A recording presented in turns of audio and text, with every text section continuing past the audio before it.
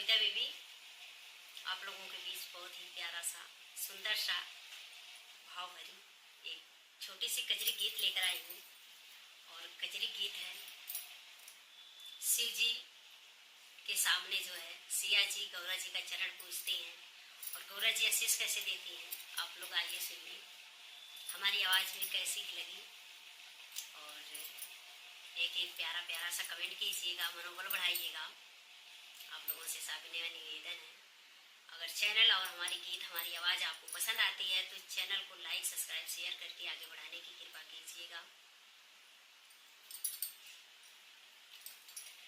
निहुरी पूजली गौर के चरण वसिया शिव के समान वसिया ना।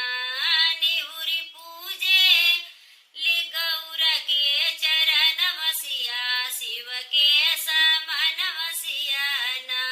निहुरी पूजे ली गौर के चरण वसिया शिव के समान वसिया ना।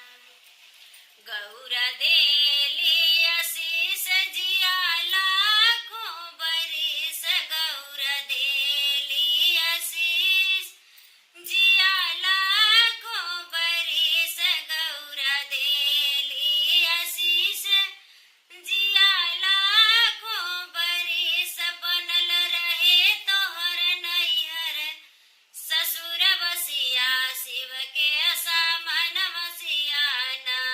बनल रहे तोहर नैहर ससुर बसिया शिव के समान बसिया ना।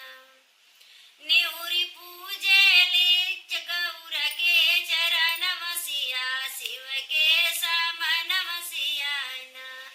निहुरी पूजली गौर के चरण बसिया शिव के समान बसिया ना। निहुरी पूजली गौर के चरण बसिया शिव के समान बसिया ना। रहे अमर सुहाग मिले भरल परिवार रहे अमर सुहाग भरल मिले परिवार रहे अमर सुहाग भरल मिले परिवार अमर रहे तो तोहर सुंदर सजन मसिया शिव के समान मसिया ना। अमर रहे तोहर सुंदर सजन मसिया शिव के समान मसिया ना। निहुरी पूजली गौर के चरण मसिया शिव के समान मसिया।